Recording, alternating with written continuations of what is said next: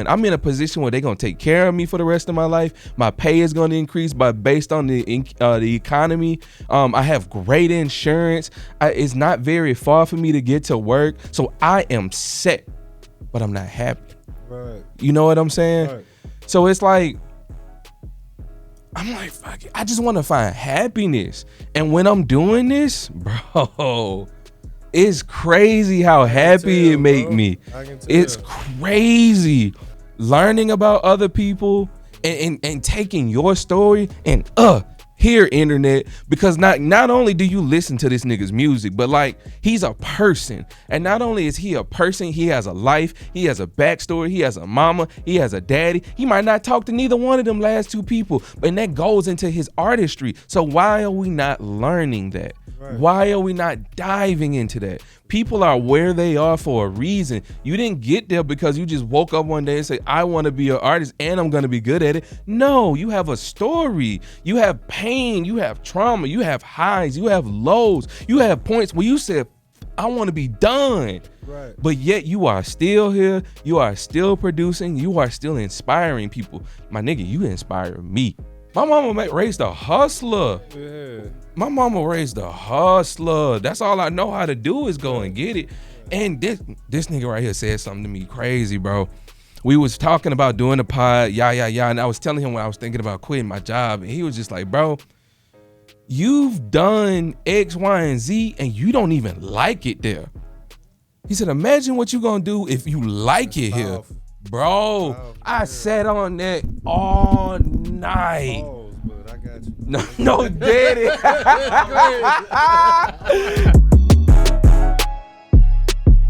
Hey, welcome back to another episode of Talk, Vibe, and Hustle, man. The podcast where we dive deep into the mind and the passion of today's hustlers, and honestly the most inspiring people in this city right here. Today we got in the building Mr. CEO himself, Mr. Man, I'm busy. We got Lefty in the building. And to be honest with y'all, his introduction is short, but it's not short because of the person he is. It's short because today this gentleman is in here and I want to get to know him. He's a gentleman that I am currently around on the regular just due to being in the same creative spaces. Hell, we bumped into each other in the Flourish the other day and it was dope seeing cuz. Right. So today we're going to learn a little bit about Lefty. Y'all going to learn with me. Welcome. Thank you for having me, brother. Bro, for sure. So like I said earlier, this show is more about giving you your flowers and taking the time out for people to learn about who you are as a person and give them Lefty real story. So first of all, what is your real name? My real name, my mom, funny thing, my mom named me and all my brothers quote unquote white boy names so we can get good jobs. So my name is Justin Taylor Jefferson. Yeah, man. Yeah. JT, okay. JTJ, yeah. Okay. Ironically, Troy's name is Jason Troy Jefferson. So that's hilarious. Yeah, my other brother name is Jeremy Christopher Jefferson. Hey, mom had a plan. Yeah. Even though niggas still can't get jobs like that. That part. But yeah, that's my name, Justin Taylor Jefferson. Okay. Yes, sir. Okay, so man, talking to Troy, I kind of learned that y'all come from a musical family and a musical background, but I want to get your perspective on it all. So, especially because you're 7 years older than him, 6 years? 8. 8. Damn, that's crazy. 8 years. Almost yes, a sir. decade. That's tough. Yes, sir. So, what was your perspective on y'all upbringing? Like he said, we did grow up in a musical home. My mom and my dad were in a gospel group together called the Angelics. And my oldest brother, Frankie, he played the drum. He started playing the drums at 6 years old. Mm-hmm. Playing the drum. He got me by 8 years. Wow. So he still plays the drums to this day. My brother Jeremy, he's probably the best singer out of my whole, not probably, the best singer out of the whole family. Then it came to me I can hold the melody, I can sing a note. But I kind of dug into rap, hip hop. Yeah. I'm the one that brought hip hop into the household. Okay. Because, like I said, my mom and pops, they were into big band music, old school music. My older brother into like Mint Condition, Raphael Sadiq, Tony, all of them type of bands. If you listen to any hip hop, it was like Mystical the Tarantula album. Okay. But it was that's more instrumental. It is. So my brother loved drum. Like I said, my brother plays drums. He liked bands, but he was into gospel music. And then my brother Jeremy, R&B, classical music. He's an actor too, so he's done a lot of plays for Red Mountain Theater. Okay. He did Dream Girls. He did what else he did? Color Purple. He did the Color Purple, and he plays the main role. So he played. So he the man on stage. He played Mister on Color Purple, and he played Curtis on Dream Girls. Oh, that's tough. Yeah, and he's actually doing some other show right now, and he's pretty popular on the acting scene in Birmingham. And then, like I said, it came down to me I fell in love with hip hop when I first heard All About the Benjamins. Okay, that's one of my favorite songs. And it was the beat. It was the visuals and all of that. So, I brought hip hop into it, and unknowingly, Troy was watching me. Yeah. Troy looked up to me, and so he was a sponge. Troy, real quiet kid. Yeah. He still kind of got a quiet spirit about himself. Yeah, but, he does. That was his thing. He just watched me do a lot of shit growing up. Yeah. From being in the streets to coming home, writing in my notebook. And I just didn't know he was watching me, but the nigga picked up a pen and pad himself, and he definitely was watching, son. Yeah. When I was listening to your new album, shout out Ism, Bam. Ism, yes sir. So I'm listening to it on the ride over, and honestly, since it came out, because during the Flourish when you performed, I was not expecting you to perform. Hey, let's talk about that. You was not on the headlines and nothing. Nigga got on stage. I was like, let's go. Let's go. Hey, yo, that was tough. I want to talk about your stage presence. First of all, nigga, did you feel like you was just too sexy for the room to take off that when you took that jacket off? I did. I try to say a little sexy. I need somebody to give me that clip, dog. I try to sell a little sexy for it, you know what I'm saying? Because, I work out. I'm a gym buff, so it's like, I'm gonna show a little. It was a room full of women, so yes, it was. If it was a room full of dudes, I would have kept the jacket on. But, I was like, man, let me go ahead and just let me flex my hard work a little bit. Okay, you turned up right there. You turned up. I was like, oh, so this nigga the lover in the group. I'm not the lover, but I try to get at that 90s LL Cool J vibe. That's what I got from it. Honest to God, that's what I got from it, man. That was tough, man. The new project is amazing. Let me rewind back though. I wanted to jump into something you said earlier. So you leave to go to the military, and of course, like you said, Troy is watching.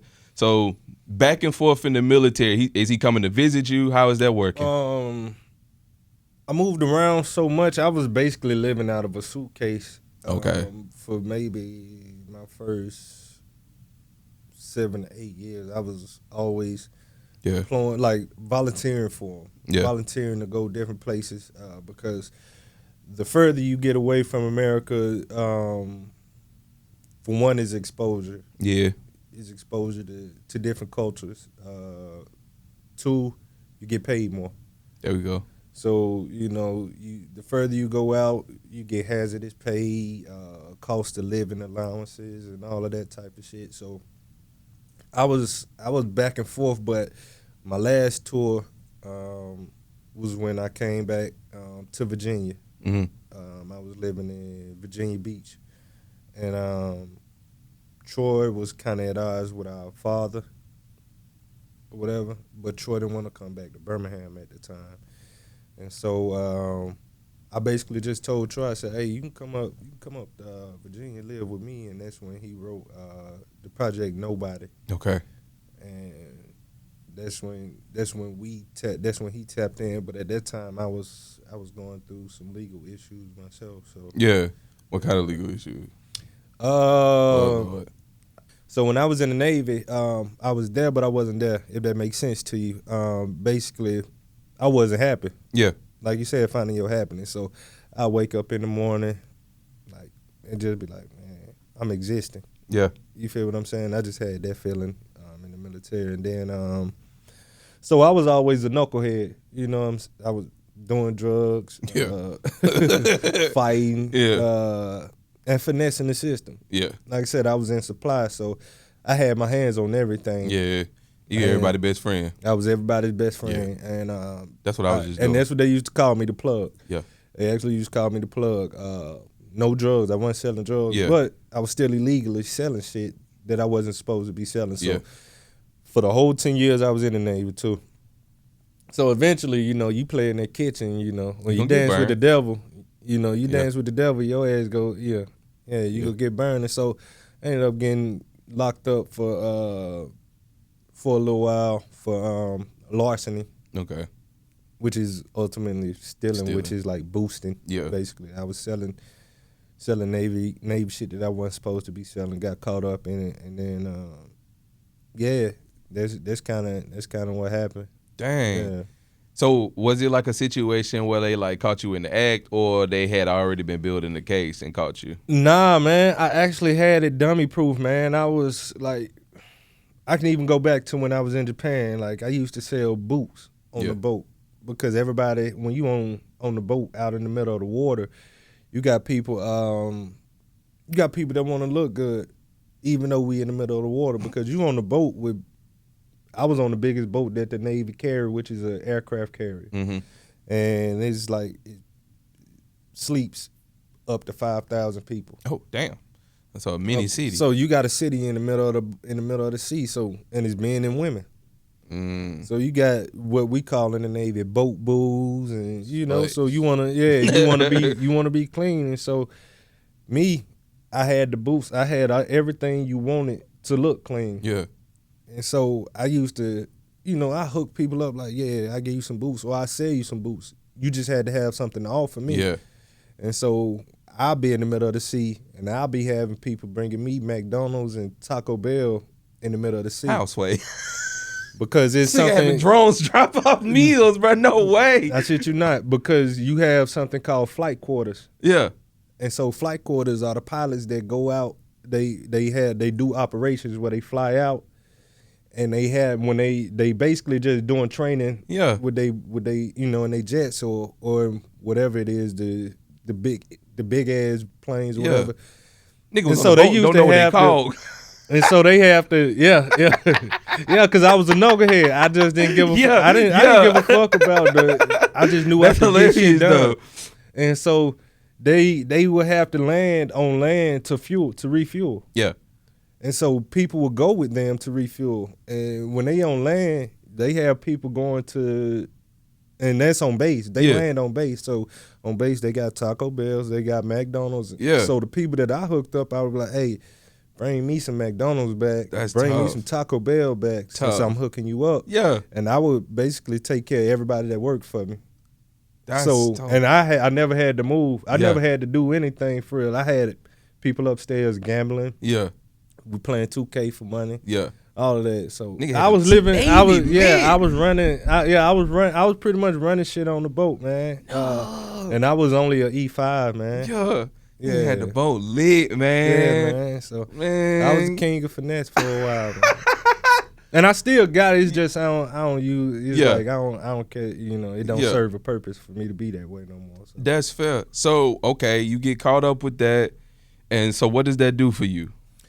I ain't gonna lie. The first night I got in there, man, I dropped some thug tears. You feel what I'm saying? Dropped some thug tears. I'm like, damn, man. Yeah. You was that nigga. You know what I'm saying? But now now in your head, you like, damn, I ain't shit now. Like, because now I got a felony on my record. Yep. Now I got 10 years. I've put 10 years. I've thrown 10 years away. Yeah. You feel what I'm saying? So now I'm wondering in my head, like, I know I'm going to bounce back. Always. I got a family that's like, hey, keep your head up. Like, God go pull you out of this. But I'm just like, man, I got to figure out my next move. And at this time, I got a girlfriend, only girlfriend I've ever had, too. Really? Yeah, 35 years old. Only been with one girl. Only been with one woman exclusively. Yeah. I ain't gonna sit here and say I've only had one woman. But these niggas give me a hard time about shit like that, man. They be like, man, just get a girlfriend, man. But, nah, it's LL Cool J, baby. But at this time, I got a girlfriend, and she holding me down. She taking care of shit for me. I already got cushion money and all of that. And I get out. I finally get out, and I moved to Houston. Yeah. I moved to Houston for 3 years. Me and her don't work out. Me and her was together for like a year and a half. Then I stayed another year and a half out there by myself. You ain't had no kid while you was there? 3 years? I got a 16-year-old, man. Yeah, I got a 16-year-old son. Whoa. Yeah. Lefty, what? Yeah, I got a You 16-year-old pops. son. You Yeah, give man. off pops vibes though. Yeah. I You had do. my son. That's why I joined the Navy. I didn't join. I am not a patriot type nigga. I didn't join the I'm Navy hip. to fight I'm for hip. my country. I'm I'm not hip. gonna lie to you. I did not. That's not why I joined the. I joined the I'm hip. military because I had a son. Yeah. I was in the streets. I was doing a lot of shit that wasn't doing what that wasn't helping me grow into who I should have been. And so when I had my son, the same day I had my son and I held him, I just looked at him and I was like, man, he go know who his father is. You know what I'm saying? I'm not gonna be another statistic. I'm not go, even though I did some statistical shit. Do you feel what I'm saying? I made sure that he knew who I was, and I did my best by him. You feel what I'm saying? So that's why I joined. Only reason why I joined was because of my son. But now he's taken care of. You secured some form of a future for him, right? Yeah, Right. yeah, for sure. It's tough these days, but like I said, man, he knows. I'm very blunt with him. Yeah. Like when I'm down, I let him know. I'm like, hey, pops ain't got it, son. Yeah. Like, it is what it is what it right is. now, man. Like, but you know when I'm up, you up. Like them the type of conversations I have with my son. So, yeah. That's dope. So you was in Houston 3 years and you moved from there? Yeah, my brother right over me, Jeremy, the one I told you to ask, he called me one day and he was like, hey, he said, the doctor said I may have cancer. You feel what I'm saying? And this was his second time around. He already had beat stage 4 lymph node cancer before. And I just told him, I said, hey, if you do,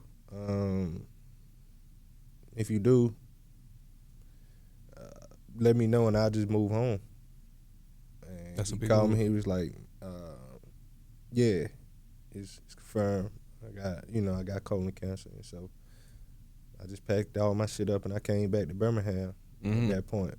But but that's kind of like skipping around in a sense. I feel you. Kind of skipping around to what led up to why I'm here now. Okay. Sure. Fill me in it. When I got out of prison, I was still operating like, man, what's my purpose? And I ended up, I used to watch a lot of interviews on artists that on different artists. Like, I just like to, see how artists operate. Yeah. And I seen one particular interview by Yella Beezy. He was talking to Vlad. And Vlad asked him how he got on, and he said, basically, long story short, he said, I invested into my career. I paid for a feature. And then, of course, I called Troy because Troy, at this time, he's operating by himself. Like, nobody's putting money into him, and Troy don't have money to put into himself at this time. And so I just called Troy. I said, hey, man, what'd you think about me paying for you to have a feature? And these were Troy words verbatim. He was like, why would you put money into an artist when your brother's an artist? So ultimately he's saying, why would you pay for a feature when nigga put the money into me? I'm right here. Yeah. And I was like, damn. All right, cool. You know what I'm saying? I'm like, all right, cool. Yeah. And so then I said, so what you want to do? He was like, let's start a label. And I was like, all right, well, we got to come up with a name. He instantly had a name. He was like, Marvelous. And honestly, the name Marvelous came from the first song he ever heard me rap on. Okay. That's the song that made him want to start rapping. Tough. Yeah, so that's why the name Marvelous, that's where the name Marvelous come from the first song he ever heard me rap. It's also a marvelous name, though. Like, if we can just keep it a buck, that's tough. Yeah. Like, Troy's real quick and real good with just coming up with names of anything. Yeah. Songs and just like if you like, man, what should be the name of the song? He'll be like, oh, name it this. Yeah. And you'll ask him why. He'll be like, cause it sound cool. It's just that simple. A lot of times he like, sound cool, man. So yeah, I go with it. You feel what I'm saying? Bet. Yeah. So okay. So you're investing into Troy, and now I guess you're stepping into the role of manager / CEO. So you've, in my opinion, listening to you speak on your story beforehand, it seems as though you were already wearing that hat beforehand. You know what I'm saying? You were already in a space of distributing what people need and then making it work for yourself. And in this instance, the product is honestly Troy and Brent's music, along with Culture on the beat. At this time, the street need that. At this time, it's just me and Troy.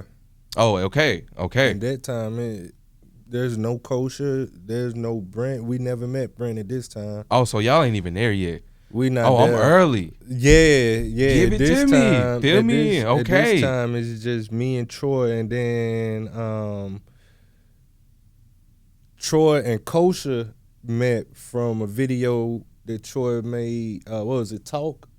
Okay. Yeah, Culture shot that video Talk, and he ended up making Stay Gold.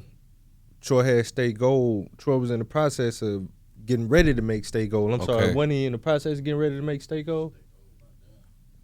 Not when we first. Yeah, Stay Gold was done when we first started Marvel. Yeah, Stay Gold was about done. Okay. But at this time, Culture's not part of us. Yeah.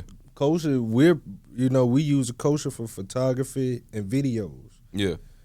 And we got kind of overzealous. We brought a couple of artists on that we were kind of focusing more so on quantity over quality. Yeah. When we first started. Yeah. And that was just us starting out, getting overzealous, getting excited. Like, shit, we got an LLC on this, and so let's start bringing people on. And then niggas start dwindling down. Like, niggas is finicky, to be honest. Like, if niggas don't see your vision the way you see it, they go fall by the wayside quick, man. Yeah. And even one of my best friends that I was in the Navy with, named Henzel, he from New Orleans. He dipped out on me. You feel what I'm saying? He stopped working with me. Yeah. And that one right there that's the only one that stung. Staleface Beezy started with us. Yeah. But he ended up shying away. But Staleface still stayed around though. Yeah. That's one thing I give Staleface. Staleface still stayed around. He just didn't want to be under our umbrella, which that's respectful. It's respectful, yeah. Respectful. You feel what I'm saying? Couldn't even be mad at him about that. He wanted to move how he wanted to move, and that was that for real. But it's still no love lost. We still love Beezy like a little brother. Like, Beezy still my nigga. Yeah. He's still off the, you know what I'm saying, off his rocker. But that's my nigga. Yeah. That's my nigga. And then, basically it ended back to just me and Troy. And then one day Culture reached out to Troy and said, I want to be an A&R. Not knowing Culture didn't want to be an A&R. Culture wanted to be that, he wanted to be part of that sound. Okay. And that nigga, that one thing I give Culture, that nigga learn shit. When he want to learn something, that nigga, he what's the word I'm having the brain for? He obsessed over it. He studies it. Yeah. He studies it to the T. Like, he becomes obsessed with it, and he learns it. Yeah. And it went from him wanting to be an A&R to him becoming our engineer. And it went from him learning how to engineer to us saying we don't want anybody else to engineer us. Yeah. Talent. So it went from that to one day we met Brent. I don't know how I can't remember how we met Brent, but they sent me one of his freestyles when he used to freestyle in the car. Oh yeah. And I was like, damn, this nigga cold, man. Yeah. You feel what I'm saying? I was like, damn, this nigga nice with it. And then he ended up coming through. here and there. And then one day, him and Troy was going to Wings Plus, and no, they ran into each other in Wings Plus. And Wings will do it in Birmingham. Wings will do it, man. You can find Wings anywhere in That Birmingham. part. They ran into each other in Wings Plus, and Troy was like, "Oh, I'm headed over to 1026." That's when Kosher was staying in 1026 at the time. Okay. That's where the name apartment 1026 come from. Okay. That's his apartment number. Okay. Yeah, and so Kosher was up at 1026. He was like, "Yeah, I'm finna go to 1026." They go up in 1026 and they made what was that, Off the Bamboo? I think they made a song called Off the Bamboo, but Brent went last and Brent went harder than everybody on that, man. Love to hear I'm not gonna that. lie. Love to hear that. Brent surprised us, man, and I was like, "Oh man, we gotta fuck with this nigga, man. Like, this nigga's nice." Yeah. And one thing led to another, and we was like, "Hey, Brent, what you think about becoming Marvelous?" Because he was a lone wolf. Yeah, he was. Yeah. And that nigga was like, it was a no-brainer to him. Basically, he was like, "All right, cool." You know how Brent, You know, he Brent nonchalant about yeah, everything. he was like, "Yeah."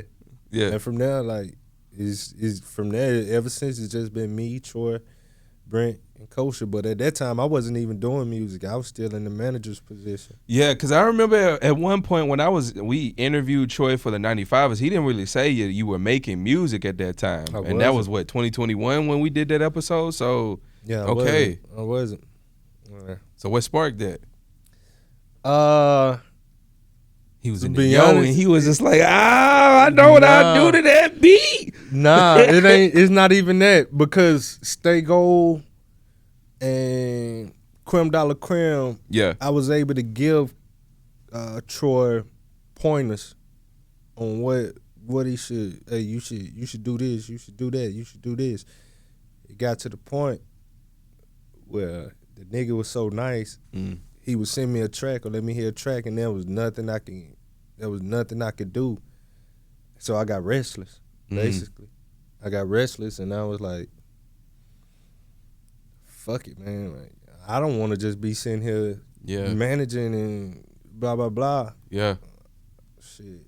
I just pick my pen back up. Yeah. So that's really what it was. Like, them niggas didn't need my help. Okay. When it comes to creating the art. Okay. So, who were your main inspirations when it comes to how you rap specifically? Because I have an idea in my head, but I'm curious to hear what you have to say. You wanna know ironically, man? You probably won't guess.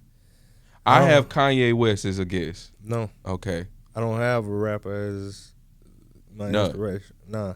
I don't really listen to rap like that. Okay.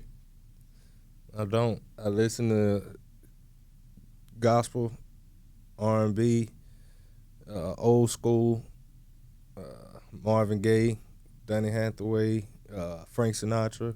Okay. Yacht Rock. Okay. Ambrosia, Kenny Loggins, Michael McDonald, like them type of niggas. Okay. Yeah, like okay. I don't listen to rap. You know what? I can understand that now. Because what's that? Was it Dingy Nigga? Dingy niggas. Okay, Dingy niggas, right? I can't wait till it's warm outside to let my top down and listen to that song. Okay. Like no bull. Can't wait till it's warm outside. It's so hard. It's so hard. I listened to it 7 times on the way over here. Right. And the reason why I asked about like who inspired you, because one of the things I noticed in this song is like the way you made dough, which is door, but we Southern. So dough, hoe, flow, rhyme, even though none of those words are supposed to rhyme with each other. So like that's a Southern thing. And stove. Right. So and store. On top of that too, when store the last part of that whole bar? No, stove. I'm Clemenza at the stove. Stove, yes. Yeah. So again, like those words aren't supposed to rhyme. So like the fact that you don't have like a Southern, like somebody who was like inspiring it is wild to me at this point. Even though like that's like, I don't know. That's just wild. Yeah, now I won't sit here and say I never listen to rap. Of course. Because, I have listened to that to Larry Jones and 2 Chainz. And 2 Chainz album. Yeah. And that shit's tough. Yeah. But Yeah, nah, man. My favorite, I do have my favorite rappers. Like I said, I grew up listening to hip hop, but as I started to step into artistry, I found myself falling more in love with um, complete songs, Mm. vices, Yeah. um, like a verse, a hook, a bridge, End of the song. the end. Yeah. You know, I don't like that kind of music. I can't. Get yeah, into it. and that's typically what traditional hip hop is. It almost feels like a jingle. Basically, you know what to expect. Yeah. But when you hear like dingy niggas, Yeah. like It's substance. it's a hook, a verse, and then I don't even the way I go back into the hook, I didn't finish that last verse Yeah. into a whole. It wasn't a whole 16. Yeah. You get what I'm saying? Yeah. American Scheming. That's not. You get what I'm saying? It was the first two songs I liked on the album. It's That's crazy. you know what I'm Yeah. saying? It's unorthodox. Yeah. And so I find myself listening to like I said, Ambrosia Yeah. or Donny Hathaway or Barry White. Barry White. You know, Barry White's that nigga. Yeah. You feel what I'm saying when it comes to just arranging music. Yeah. You feel what I'm saying? So I kind of find myself trying to go more into the structure. I want to learn more how to structure outside of the way everybody else structures a song. Okay. Vices basically listening to a rapper and saying, all right, I'm gonna make it. Like I want to make a song like that. Okay. You feel what I'm saying? I'm hearing that. So switching hats for me real quick. Okay. Now that you're managing both of those artists and yourself at the same time, and this is a question that I've reserved specifically for you. What is Brent's strength and weakness, and what's Troy's strength and weakness? Brent's strength and weakness is the same thing. Mm. He can rap his ass off. Sometimes he can rap too much. Okay. He can be too wordy. Okay. Troy's strength is his voice. Mm-hmm. Troy has a very demanding, projecting voice, even though the nigga don't talk much. Yeah. It's almost like he saves his voice strictly for music. Honestly. His weakness, he don't like to listen. Mm. He can be a hard-headed nigga. Mm-hmm. But that's Brent weakness too. Them niggas is some hard-headed niggas, man. Yeah. For real. Yeah. For real. Like They artists though. Artists gonna be like that. They are. Yeah. By the grace of God, I got Coach and we got our new manager, Keela. Okay. She's actually the one that manages all of us now. Really? Okay. Yeah. We needed a female presence. 100%. I feel like everybody, if you go build a team, you gotta have a female presence. We gotta figure that out. But yes. Yeah, you gotta have holla at Keela. That's Say serious. less. She don't just she does she works with Luke Crowder too. Akila from the Flourish. Oh. Say less. Say less. Holla at Keela, man. She real tough, man. Like she be on you too. That's good though. She's strictly business, bro. Yeah. Strictly business. She give you homework, all of that. Love that though. I mean, in order to be successful, honestly, if I can be real, in order to be successful, most things need a woman's touch somewhere. For sure. Yeah. We as men, we're wise. We see a lot. We know how to put our all into something, but sometimes we do that and it's misdirected. For sure. And women have the bigger vision. They have the ability to see past the dream and see the end goal of the dream and be able to bring that into perspective. For sure. Versus you seeing the dream and just wanting to do the thing. Right. Yeah. And they bring something that a lot of men don't have, which is organizational skills. Yeah. We can want to do something, and our intentions are to do it, but we don't follow through with it, or we get sidetracked by the next thing or the next thing. But when you have a woman there, she's gonna plan it all out for you, and you go take it step by step by step by step. Yeah. And that was one of the biggest reasons why. And I used to always say that to the guys. I would say, man, we need a female presence here, man. because we ain't organized enough, man. Yeah. We got all the tools to make it. Besides a woman. I'm gonna reiterate this. We need to fix that. Because everything he just said is a fact. We've been shooting this show. We've been we got all the equipment. It look expensive in here. I ain't pay for nothing. But it look expensive in here. It do. We got the social media going. So you're right. We need to figure that out. Moving along, pointing out my problems on my show. That's an issue. So, man, being in the city and being in the creative space that you're in, what do you think the identity of the city is when it comes to music? From what I've seen, I don't want to speak blindly because I do kind of live in my own box too. That's fair. In my own bubble. But from what I've seen, it's more popcorn. When I say popcorn, it's more quick, get it out, listen to it for a little while, it dies down, drill, no real substance to it. And it's a lot of dick riding too, in a sense. It's a lot of dick riding. Okay. A lot of niggas ride dicks around here. And Pause. Yeah, Not in here pause, specifically. pause. But. Yeah. But a lot of niggas big up niggas that's not really like that. Yeah. To me. And that's to me. You know, music is preference. It's a preference. But to me, I wouldn't consider them somebody that I revere. Okay. That's me though. But yeah, man, it's more political than it is like actually substance behind it. Okay. People actually buying it. Which is rightfully so, you should support your people, but don't support bullshit.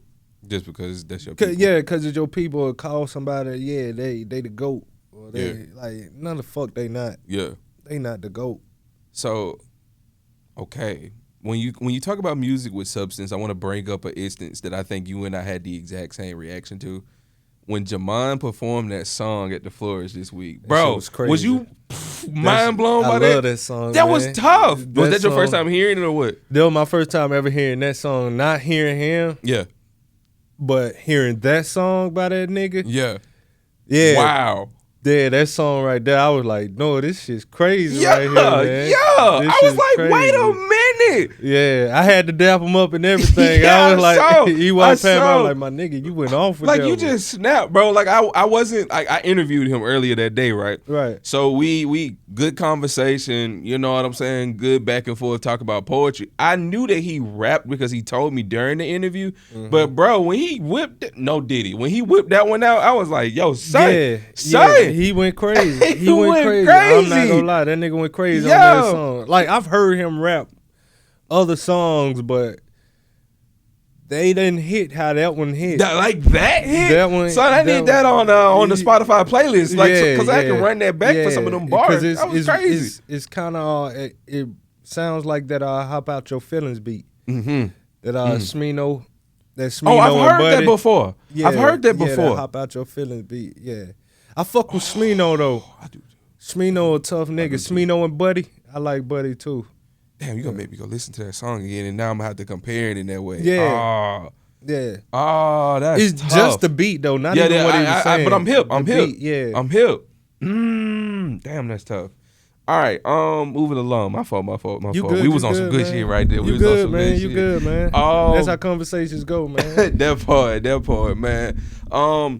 So during the Flores, like I said earlier, your performance was dope. That inspired me to go and listen to Ism. Like, I know you had already said at that point it was out, and that was at my fault. I didn't listen just yet, but the way you perform, sir. I appreciate, man. Honestly, man, that's my first time getting on stage, man. Really? Okay, Yeah. okay. That was gonna be my next question. Was that your first performance, or like, have you been doing this a minute? Nah, I've done talent shows, but that was way back in the day. Different life. Karaoke bullshit like that. But just performing my own original music, that was my first time, man. And I feel like I still got to get better at it. Yeah, I feel like everybody got work to do. I feel like I got some work to do. But yeah, that was my first time ever, man. I was captivated. I'll tell you that because I wasn't prepared for you to perform, and then you did it twice, correct? Yeah. Okay, so I wasn't prepared. Brent straight, like I told you, Brent a hard head nigga, man. He strayed away from the plan, right? Really? All he was supposed to do was sit the fuck down when they call his name. And I go up and do the same thing I did with Troy. When they called Troy name, Troy ain't moved. Yeah. That was the plan. It was like, don't move. And when they introduced Troy, you go up. Yeah. Told Brent goofy ass. Wanted to play. He go get up there. Yeah, let me introduce my nigga. Man, what the fuck, nigga? Well, that's my nigga, man. That's so funny. That's so like Brent too. That's Brent, bro. Yeah, that's Brent. He disregards a lot of shit, bro. Yeah, he hear you loud and clear. I bet. So anyway. yeah, that's that nigga, man. That's my nigga, though. Shout out Brent, though. Shout out the story, man. That part first was stab out. Crazy album. Yes, indeed. Bro. Crazy. Bro. Crazy. First Ave is my favorite song on there. First Ave? Yeah. I like September 24th. Okay. September 24th, my shit, man. Okay. Quick question for Coach. You did all them beats on there? Or most of them? What's up? He mixed. He made the sound. He made it what it is. He tweaked Store Run. Kosher, gotta shout Kosher out. Kosher on Store Run. A lot of people fuck with Store Run. Okay. That's Kosher rapping. Okay. Really? That's Kosher rapping stop. Yeah, man. Hold on. Uno momento. Let me cue that up for when I get in the well. Say less. I didn't know that. Yeah. You gonna make me listen to that differently now. Yeah, that's Kosher on the second verse, man. Bet. And Kosher slowed that beat down, man. Bet. Yeah, that's all Kosher, man. Don't worry about it, Coach. Got you queued up, my boy. Yeah.